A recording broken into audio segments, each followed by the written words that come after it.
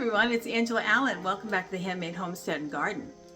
Today we're going to talk about making a whole bunch of flavors of concentrated lemonade for your pantry.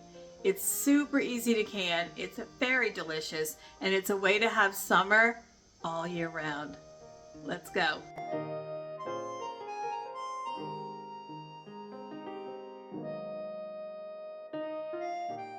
Now, when it comes to lemonade concentrates, there are literally unlimited flavors that you can make. You can use fruit and you can use some vegetables too to make concentrate. So all we're going to do is mix sugar and a fruit juice of some kind with lemon juice together, and we're going to can it. It's super easy. If you're a first-time canner, this is absolutely a way to put a lot of things on your shelf that your family will love and you will know is absolutely safe. Now, the first thing we're going to talk about is jars. Now, you can use a wide mouth jar, you can use a regular mouth jar. It's totally up to you. You can make these in quart sizes if you have a really big family. I make them in pint sizes because there's really just 2 or 3 of us usually drinking them. And the concentrate, once this is filled with concentrate, you're going to use 2 or 3 or 3.5 additional containers of water. These are easy to store, they're easy to fill. I save my regular mouth jars usually to do juice concentrates because I use the wider mouth ones for pickles or for smaller batch canning. With this jar, I'm literally going to wash it with hot soapy water, rinse it really well, and then I am going to put it in my water bath canner and I'm going to process it for about 10 minutes just to sterilize them. Do you have to do that? Probably not. You could just put them through your dishwasher, or you could just do hot soapy water, rinse them really well, and you're going to heat these for long enough in the water bath canner to take care of any germs or bacteria that would be in them. But I still always like to start out with as close to sterile a container as I can. That's just me. It's an old nurse in me probably. I've been a nurse for 42 years. So that's how I do it, but you do what you're comfortable with.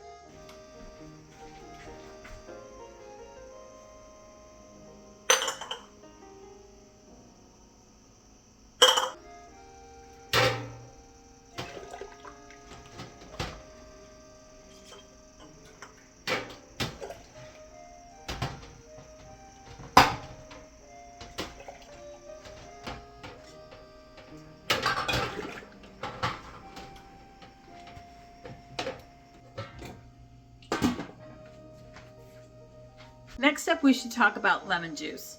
Now, I have a lot of lemon juice sitting on my counter right now because I plan to make a lot.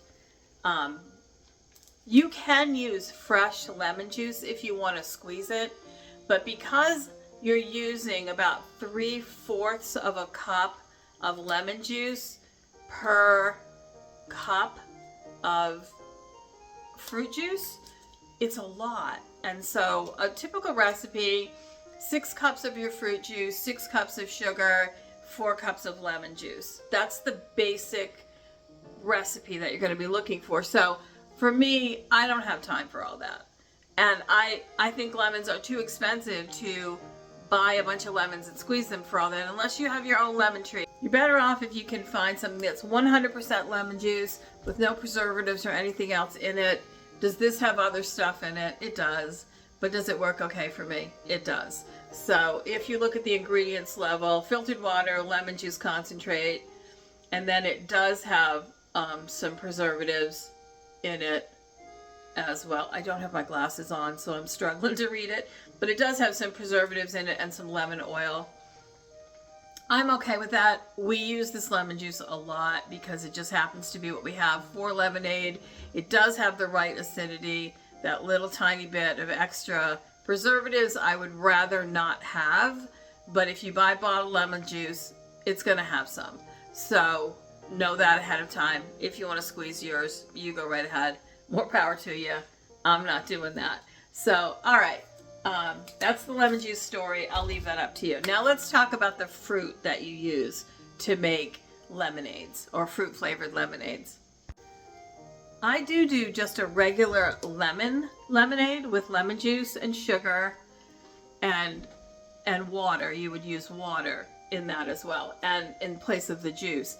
And that's actually pretty good. You can do lemon and lime as well.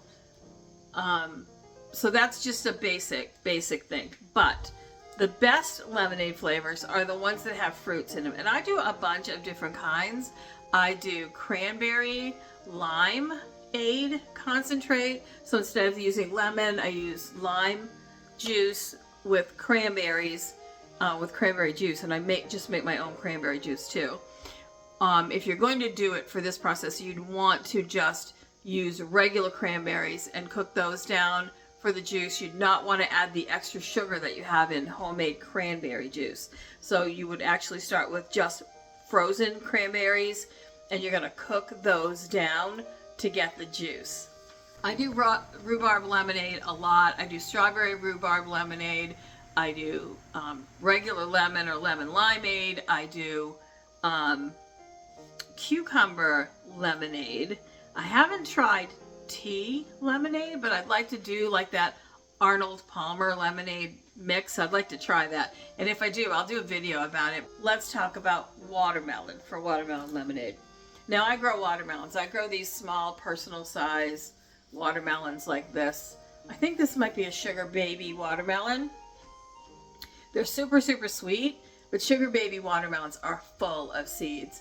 Now, if I'm going to be batching a big batch, and today I'm going to do a double batch of watermelon lemonade concentrate, a double batch, which will come out to maybe 14 jars. So I am not going to sit and pull the seeds. I'm going to go to the store. I'm going to do my best to find a really nicely ripe but not overripe big watermelon.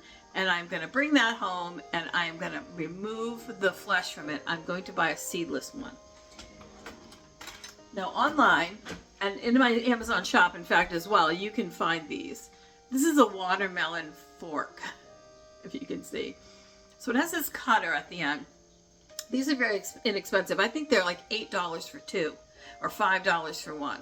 So you cut that watermelon in half, and then you use this to kind of scoop out the flesh, cut it in blocks, and just kind of scoop it out. You can clean out all of the flesh from the inside of a watermelon, I swear, in 2 minutes with one of these. And you can do it so it's all cleaned out, and you don't get any of the white. You can get just the red and the pink. So if you get a seedless watermelon, you're really in good shape, because you can do this really, really quickly.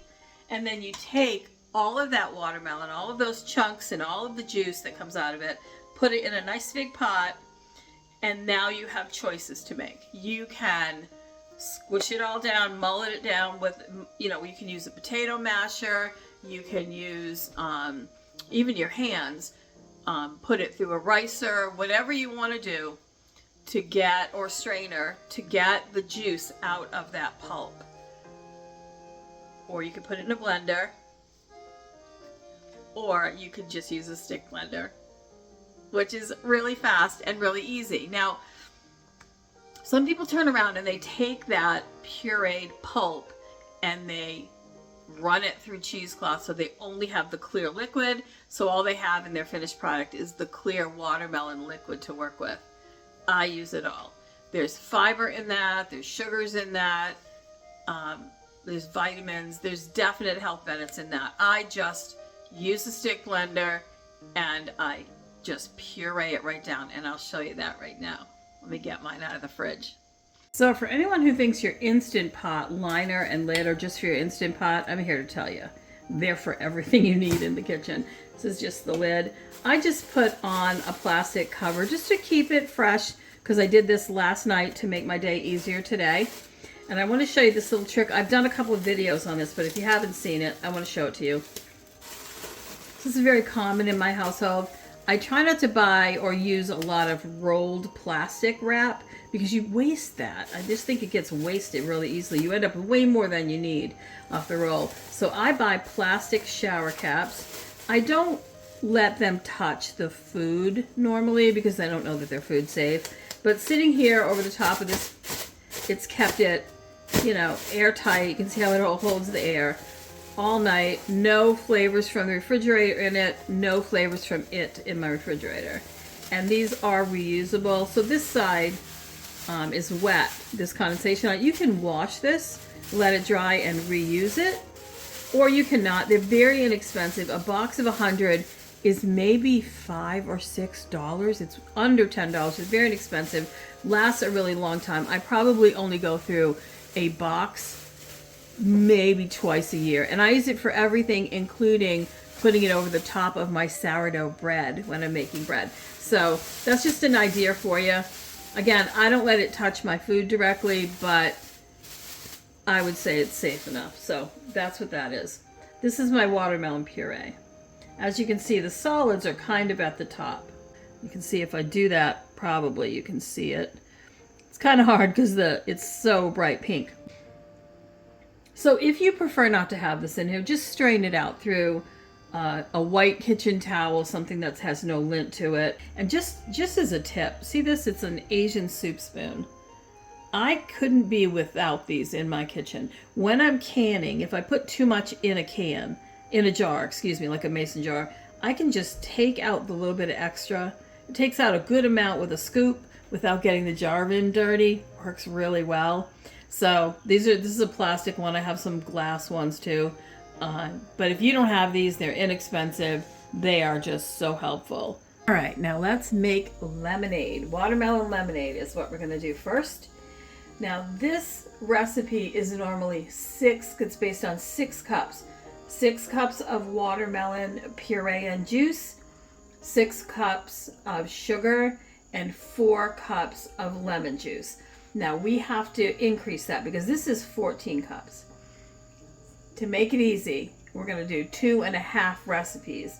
So 2 recipes would be 12. I have 2 more cups than that. So I'm going to bump this up to 3 cups so I can be 2.5 recipes. So I'm going to put a cup of water in there just to increase this volume to 15 cups. So that means I can put in 8 cups of lemon juice, and then a half a recipe would mean 2 more cups. So we're going to put in 8 cups. Each one of these bottles holds 32 ounces. So that makes it easy.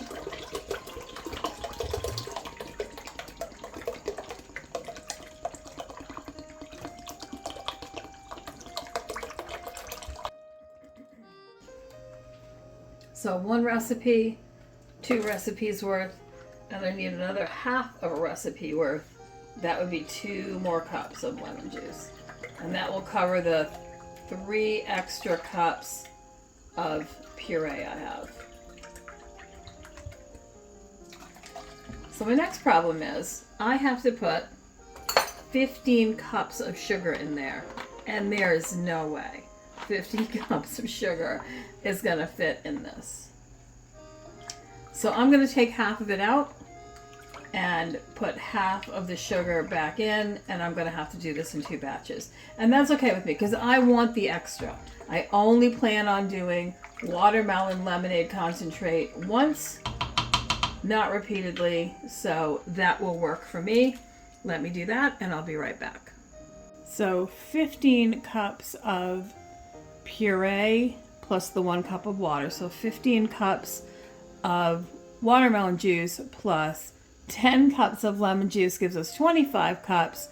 So each one of these has 12.5 cups of juice in it, just slightly below 3 quarts each. Now 15 cups of sugar means 7.5 cups will go in each container. And we'll be ready. We're going to cook them off separately, but we'll be ready to get those going. And that works out fine too because my canner happens to hold 10 pint jars. It's no way it would hold all of this, so I think that will work out. So we'll see how that goes. All right, I'm going to get the sugar measured out and into each pot too.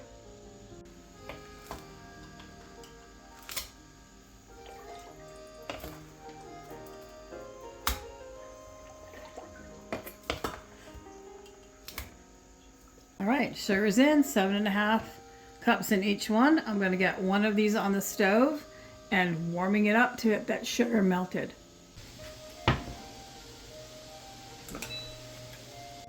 So we're going to heat this sugar, watermelon juice, and lemon juice to 190 degrees. We don't want to boil it. We don't want it to get too hot. You can see there's a little bit of steam coming onto it. So we're going to temp it right now. You can use the thermometer, or you can guess it if you want, but you don't want to boil this. There's no reason to cook it. We just need it to get up to about 190, and then we can jar it. And then the jars, in this case we're going to do pints, so they'll get water bath canned for 10 minutes, quarts, water bath canned for 15. I'm coming up on just about 150. So we'll give it a few more minutes. There is a lot of sugar in it. You do need to stir it pretty quickly and pretty frequently. You don't want that sugar to burn on the bottom. That definitely would ruin the whole batch. So once this is up to temp, we are going to get it jarred up, get those jars in the water bath canner, and we will start processing when it gets to a rolling boil. My jars are in there, all 10 are hot and ready to go, and I will take them out a few at a time to fill them and put them right back into the hot water so that we can keep everything nice and hot. And then I will start, when the canner is about half full, I will turn it back on so it can start coming up to a boiling. But in the meantime, I'm just stirring and waiting. And it's getting hotter, so we might be getting close. I'm going to temp it again and we'll see where we are.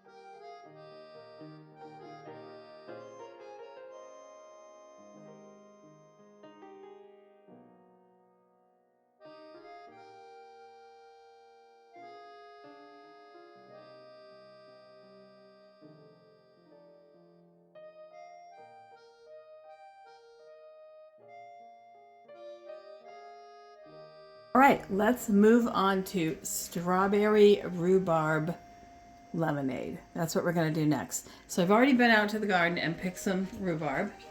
This is kind of the last of what I'll be able to pick for this season, but I have plenty in the freezer. So we're going to get this chopped up. I've already washed it. The leaves have been removed. Leaves of rhubarb are poisonous. You always want to remove those. And then I always remove the end too, like that. This will go in the compost pile. This is going to get diced up, put in here with a little bit of water, and then I will get some strawberries from my freezer to throw in there too. We're going to cook that down and make a juice. That's our next step. And then it goes back to measuring the juice, adding sugar and lemon juice, cooking, and canning. So I'll get that chopped up and I'll be back in a few.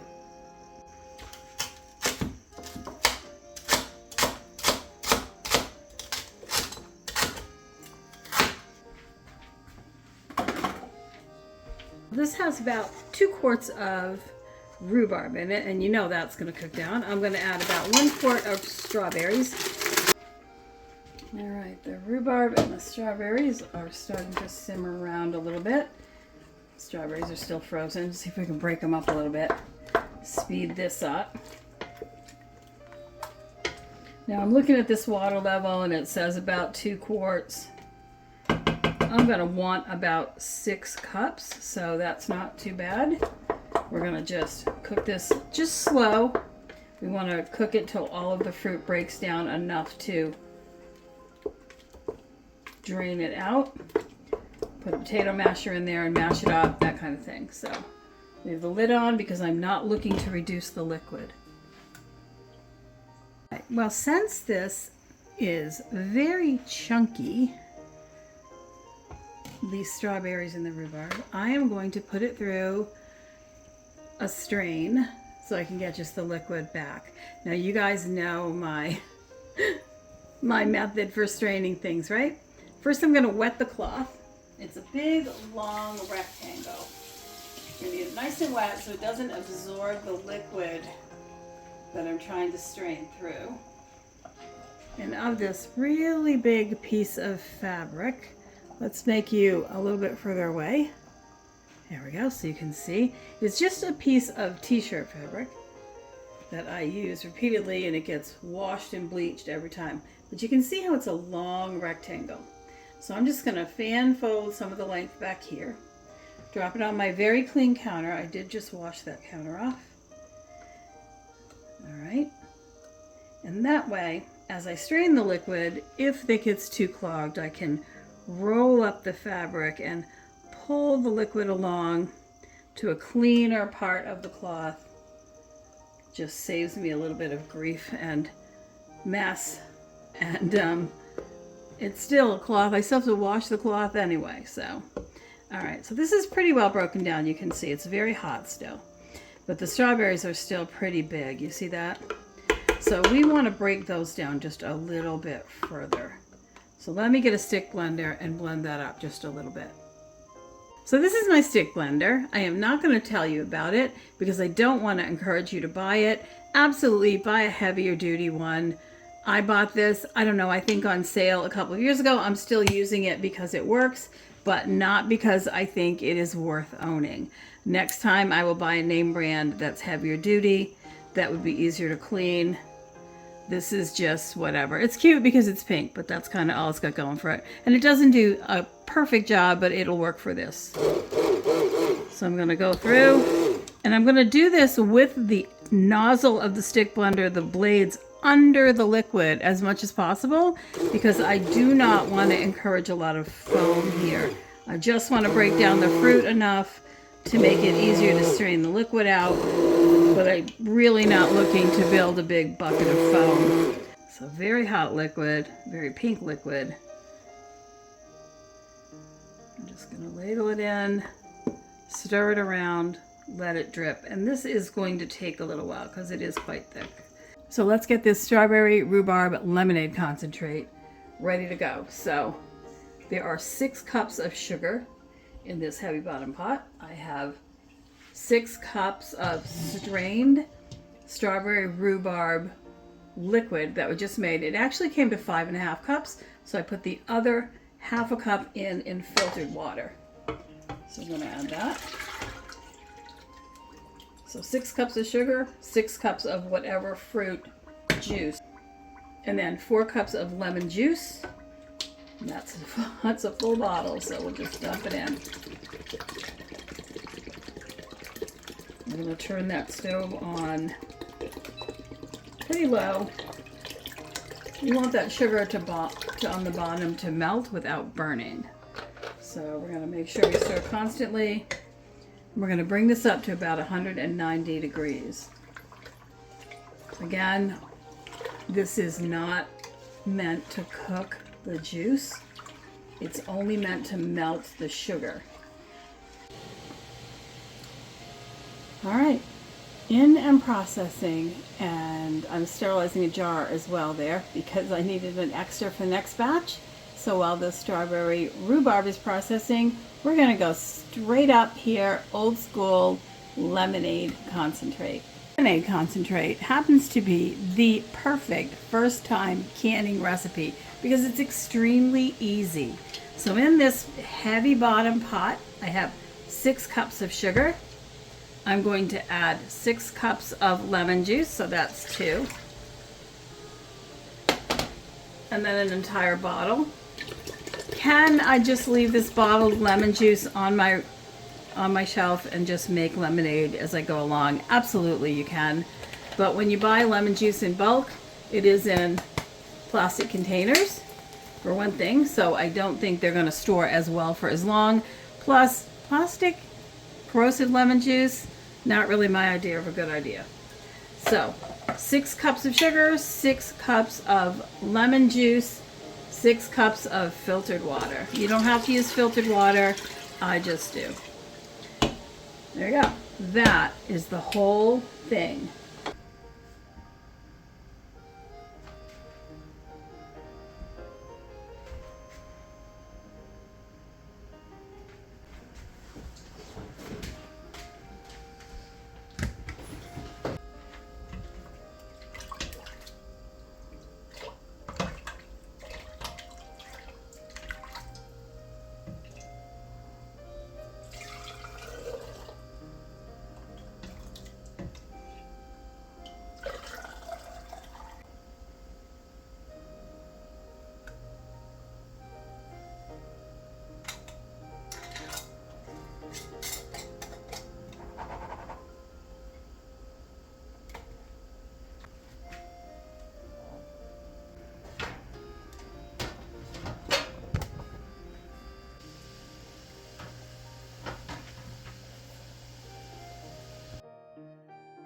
Well, thank you so much for spending time with me today while we made watermelon lemonade concentrate, and strawberry rhubarb lemonade concentrate. I look forward to hearing your comments, seeing what you think of these when you've had time to get into your kitchen and make them yourselves. Basic canning just doesn't get any easier than this, and the results are delicious, and they will keep you in the summertime spirit all winter long. Don't forget to like and subscribe. It helps so much, and we appreciate your time. I'll see you next time. Take care.